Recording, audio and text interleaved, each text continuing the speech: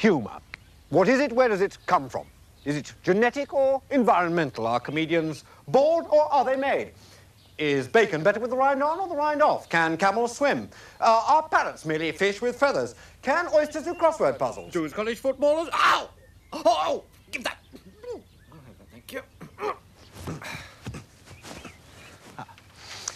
I was born in the first floor front room of this house here in this pleasant leafy suburb of Sheffield in May 1943, while my father was out at work at a toilet paper factory. Well, I say work, he was actually a manager there. He was a member of the managing classes. I remember him as a complex mixture of extreme irascibility and abundant but fairly basic humour. Now, Mum, don't worry about a thing. Try and remember. You're going to sleep. You're remembering years and years ago. Yes. Can you remember? I mean, how... Was my father funny? Yes, he was. And I think he's passed it on to you, actually, in a way. He was in a quiet way, a very quiet sense of humour, but he certainly had got it. But he was a bit... In a sense of humour, slightly... I can remember he used to enjoy buying things like fake dog messes. Well, that's the sort of humour he had. Fake dog messes. I shall never forget that day when he put the fake dog mess down. It was in the middle of a party, wasn't it? He came home. He's quite an adult man by then, wasn't he? I mean, he's not the sort of person you expect to come home with dog messes. And he expected me to find it when all the guests arrived, you see, and wonder what on earth it was. It was really terrible because it was terribly lifelike, the dog mess. I remember because it was so funny because you discovered it terribly well with a terrible shriek yes. What's this? Yes. My mother and father were from Berkshire and Norfolk. And I don't think they ever really reconciled themselves to living in the north, in much the same way as I've never really reconciled myself to living in the south. After all, this was my home for 22 years. As children, my sister Angela and I were not exactly pampered, but we were secure. I went for walks, holiday trips to Norfolk, played French cricket and drank my welfare state orange juice. And at the grand age of 5, I was promptly sent out into the world to be educated. Palin? Yes, I remember him. Rather a clever boy at Birkdale. He used to be near the top of the class. And quiet. Not humorous, really. Well, of course, we didn't have that kind of humour in those days, did we? Institutions are great breeding grounds for humour, and Birkdale was no exception. This is the actual playground where I first learnt the gentle art of playing the fool, as my teachers called it, or avoiding getting bashed up, as I called it. Not the sort of humour, really, that appeals to me, but I understand that he's got a certain following, and when I talked to him about coming here, I said, well, I hope you're not going to try too much of it on here, and he assured me he wasn't, so we're very happy to have him. The first performances I ever remember giving in front of an audience, non-paying, were during the morning break or after lunch, here in this little place we called the Annex.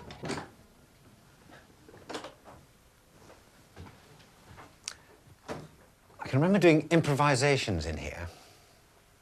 It must be about 9 or 10, because it was vaguely satirical material about the coronation, the Duke of Edinburgh being caught short in the Abbey.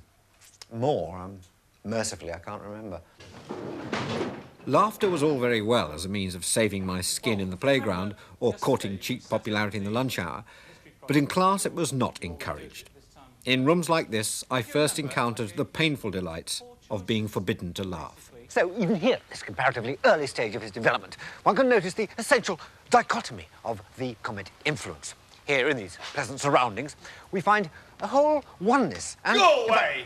We're trying to teach in here.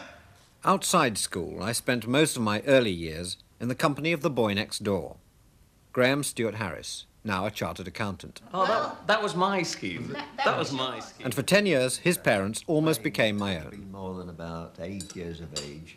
And one of you took the part of the BBC Home Service, and the other one used to chip in with remarks all the time. You had a wonderful time.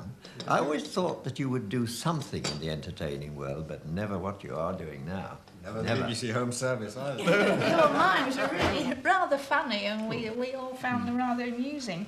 The odd one was, we thought, rather rude, but then I don't think... That was the odd one? Yes. Yeah. And I it's all don't changed now. Most of them are rude. I don't think they'd be considered rude today. It was a very close-knit kind of friendship, wasn't it? We've been trying to work out sort of what we spent the time doing, and in fact, we were busy all the time. As John Betchman would say, over there, the Gaumont Cinema. That was what we used to do, isn't it? Went to the cinema all the time. Yes, we went to the cinema, what, 3 times a week? How did we ever get the money? I can't remember. Well, I had my various schemes, but there was the very useful League of Pity box in your hall, which, you remember we used to borrow from it. Our child lady had a few comments, didn't she, which showed the sort of what went on here. Oh, yeah. She was sort of, she's very interested in you all, and we often, she rings me at Christmas, and I said, do you see Michael? You know, Michael Palin. She said, oh, yes. And I said, do you watch him? Oh, no, she said, I don't bother. I've seen it all acted in your kitchen. She said, oh, I can't be bothered to watch it. That would be our Sky. You know, there's dancing classes. We'd go down there in the car, and then when we'd been dropped off onto the bus down here in to see Guy Madison at Red Feather River. Yes, we were always dropped off at dancing classes. I think they thought we always went. Yeah. It's no wonder, you know, again for comedy, because the football pitch, do you remember, it's on 90 degrees slope, on that bare slope up Hag Lane, and if you kick the ball out, it fell 200 feet and bounced into the river. Boy, fetch the ball! Oh, yeah. People would disappear down, abseiling down the rocks off to find the ball. Come on, don't be silly! After living through 2 world wars, my parents were understandably attracted to order and calm. But I found this security sometimes stifling. I was a romantic. I wanted to be an explorer or a sailor or a pilot. And I used to fuel my dreams with endless books from Sheffield Public Library.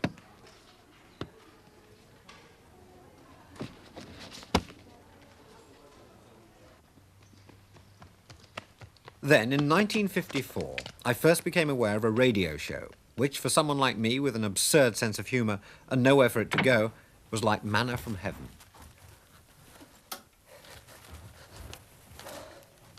This is the BBC Light Programme, and candidly, I'm fed up with it. Come on, there, Wallace! Otherwise, I'll be forced to speak to John Snag. My dear fellow, everybody has to be forced to speak to John Snag.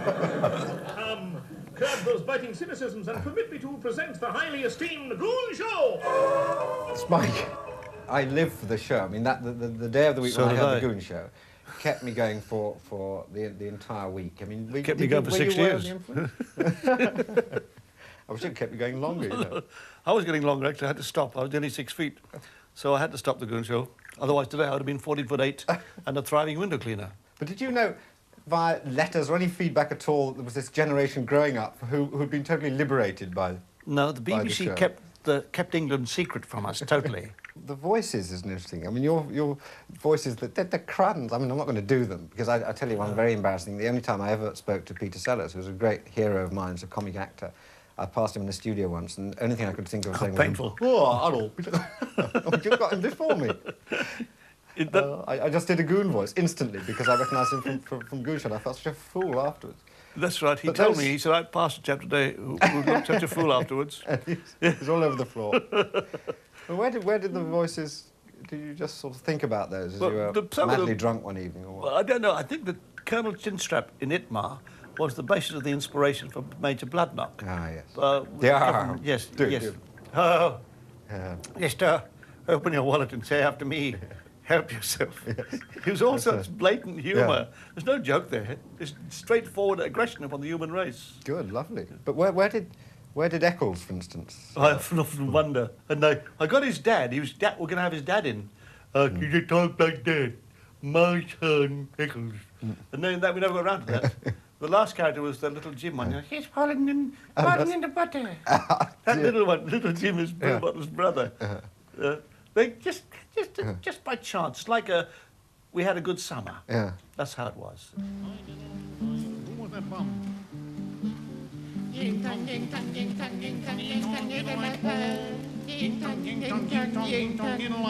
lad up, keep up. Keep up,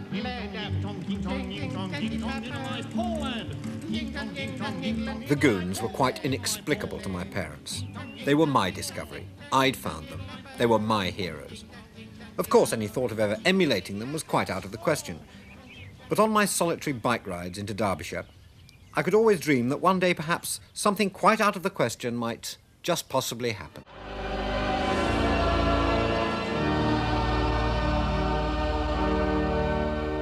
Now then, boys, as from Thursday, palfreys will be administered on alternate Tuesdays only.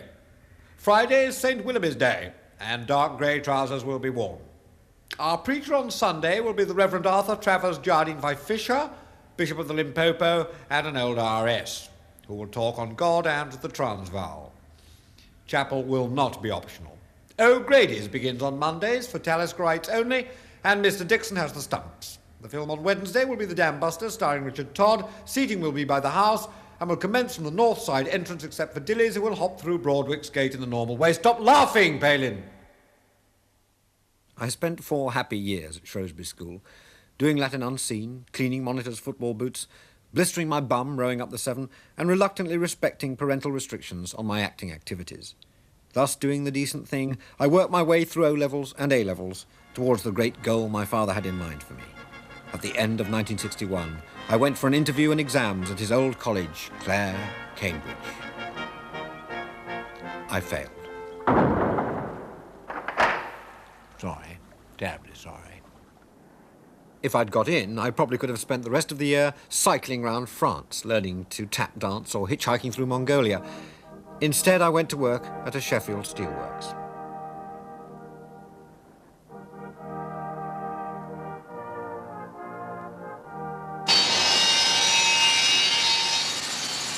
I wasn't doing anything butch like forging hot steel. I worked in the publicity department, the arts side of steelmaking. This involved interviewing people about racing pigeons against the noise of a 10-ton steam hammer. The only man who was really interesting swore so much I could use nothing he said. It all seemed rather hopeless, until the day I met Jack Parkin. Well, how was it that I made the transition from steelmaking to acting? That was score, a chap who you worked with knew you were interested in the amateur theatre. I was involved, so he gave you my name, and I took you along to our rehearsal. And did you think I was just another young hopeful comes along? No, it was obvious from the beginning potential was there. I certainly have to say that because I just bought him a drink. Let's go and have a pint. It was in The Woodcarver, a very serious play indeed, that I made my debut on the Sheffield amateur stage. One thing I really have missed, and that I haven't done since Sheffield, is doing a complete play, and that's what I miss from our times in Sheffield. The Python and all that is bitty, and it's sort of, it tends to be short sketches, and film acting, again, is something that's done in short spurts. And I've not done any theatre work. Well, I'm producing our next play, which will be casting about a month from now. Please. I always thought you'd make something of it, but I never thought it'd be comedy. But thinking back on it, there was that twinkle in your eye. Oh, dear. That really did. You should have told me, really. Audrey, can you remember embracing on the sofa in the Woodcarver? With a kiss? Or a romantic lead? Well, the only thing that I can remember going all that way back is that you were very easy to act with, but I never really thought you'd branch off into the comedy line. Yeah, we thought you'd have got some in, you settled down and done a good job like something, That's right, yeah. My time with the B&C players ensured that the enjoyment of acting was quite decisively in my blood, when 6 months later I squeezed by the skin of my teeth into a university near Cambridge. Oxford University, one of the world's great seats of learning. But it's also a crucible, a melting pot of ideas, thoughts, ideals.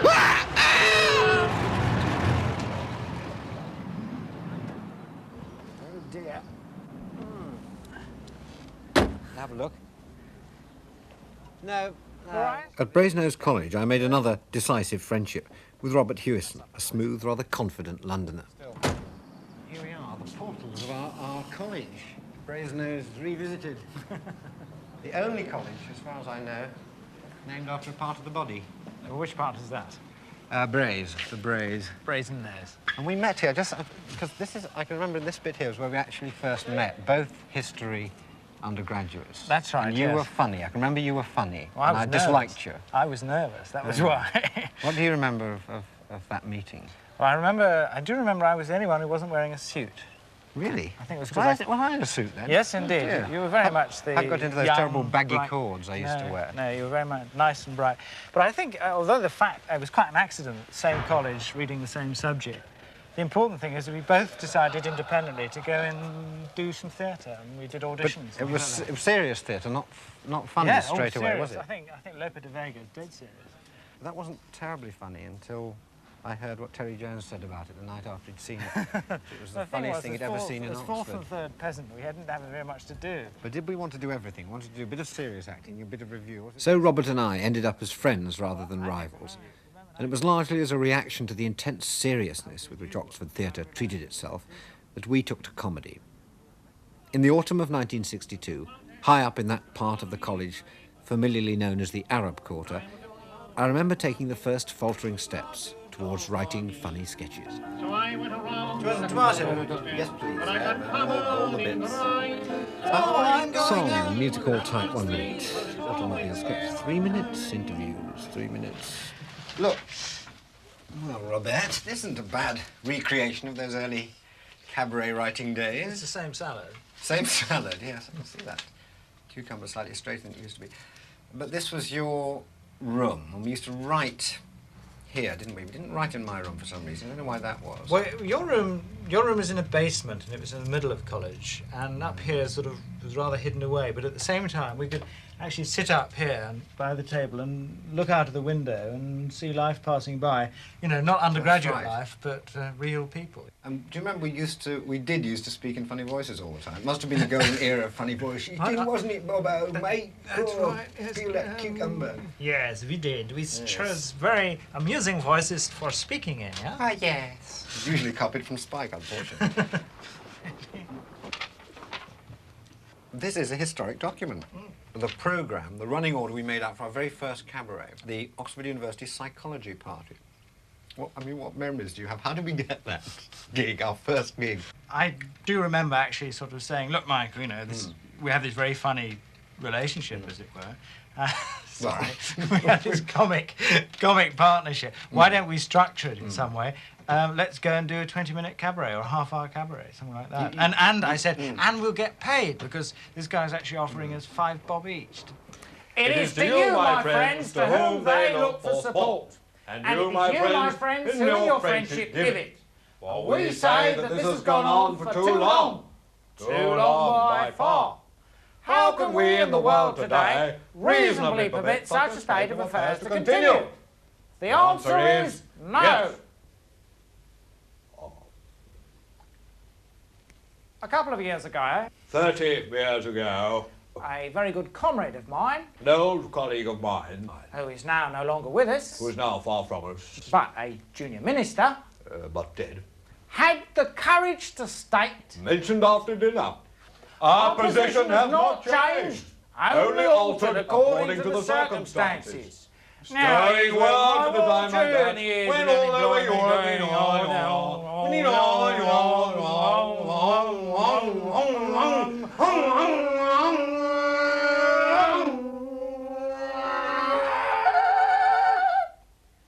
And in conclusion, I mean, I had a theory, which was that this was just I had a theory. This was just after Beyond the Fringe, and so there was a certain kind of comedy which meant undergraduate comedy was seen as funny, but at the same time that had all been done. In fact, we wrote a terrible song called I Will Never Go Beyond the Fringe. So we had to do something like that, only different. We furnen altijd door de BBC 2 wordt dat. We rennen efter af te pleuren.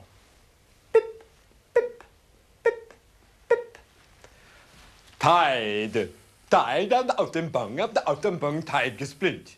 Tide am Schuttlegun, tide ges Örnifgulden. Ja, tide, lovely tide. Sehr gut.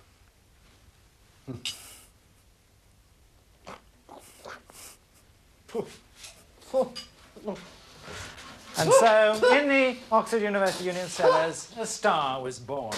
Of course, in those days, it was debutantes rather than beer barrels, wasn't it, Mike? You're right. Okay. In my second year at university, I was chosen as one of a cast of 5 to go to Edinburgh to write and present the Oxford Review at the festival. Then, as now, a national showplace for what is known and feared the world over as undergraduate humour. I've invented the long-range telescope, built it in my backyard. It's big and it's square and I don't want it there. Our review that year, as many Oxford shows before and since, was largely produced in the Roman Eagle Masonic Lodge. John Gould, Terry Jones and myself were three of the cast. Raised telescope.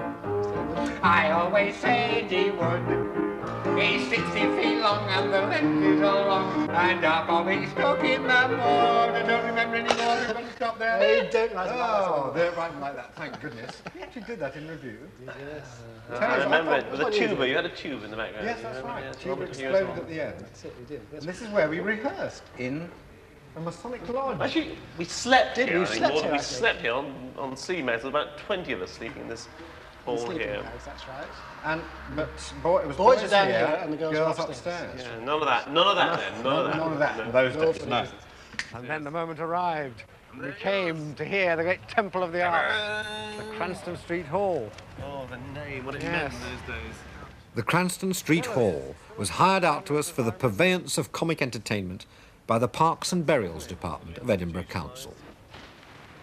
Cranston Street Hall exists still. Oh, this is where it all began.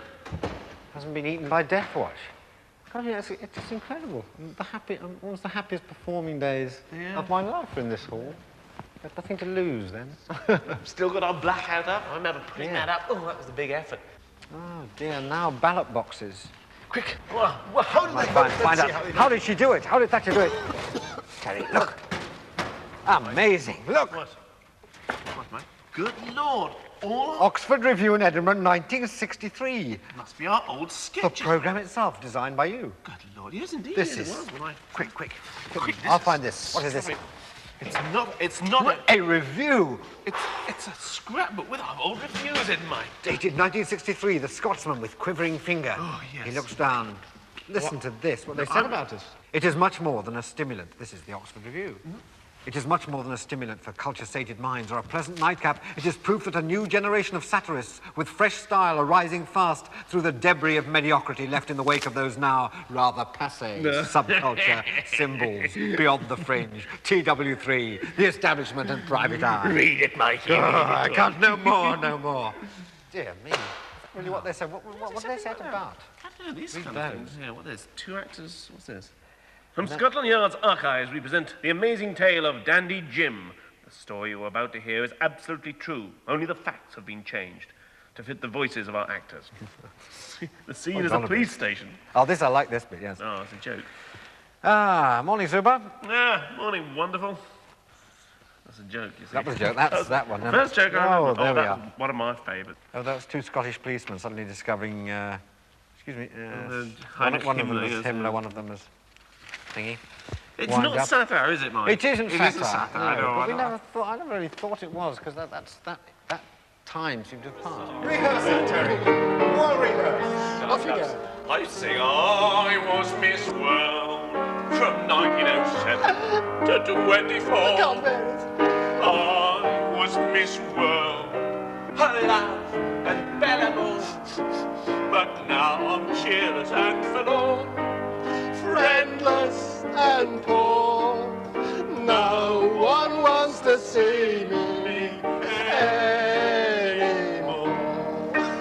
That was just a start. The tears were only just beginning to flow then. By the end, we'd emptied certainly one after the other. brings it all back now.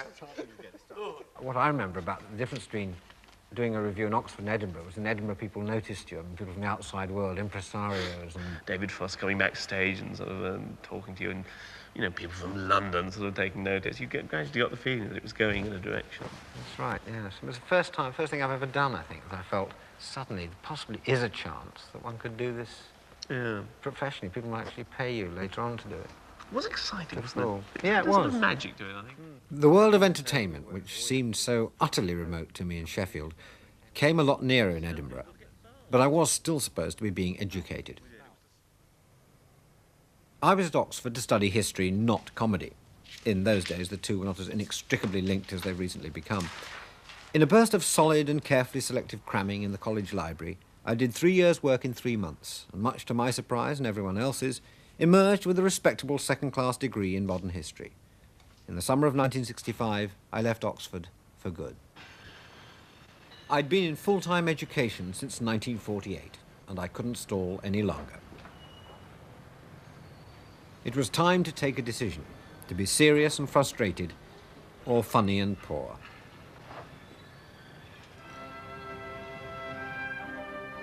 as the dreaming spires slipped away behind the scrapyards of Botley, I decided that there was very little future for me in any respectable profession. I was one of that cursed generation, doomed to take nothing seriously at all. Not for me the management training scheme, the marketing course, the promotion, the annual bonus, or the works outing. After 17 years of the finest education the country could afford, all that lay ahead for me was the silly walk and the funny voice, the zany costume, the wacky one-liner and the false breasts. Where had it all gone wrong? I think we have to look very closely here at the dual standards set by society, the whole system of rewards and incentives which we set ourselves, and also the fact that he was very lucky. That's the thing that gets me most. He was such a lucky little bastard! Overprivileged, overeducated Oxford goody-goody. Oh, if I had half his luck, I wouldn't be doing this bloody job. Lucky bastard! Lucky smile! A word in the right place, a smile at the right time. That's all it takes, you know. It's nothing to do with brains. It's nothing to do with hard work and qualifications and exams. It's pure and simple sodding luck. Just because I went to Cardiff, I'm stuck as a bloody sociologist, screwing up my life, trying to find out why everyone else is so unhappy. I can't bear it. I can't bear it.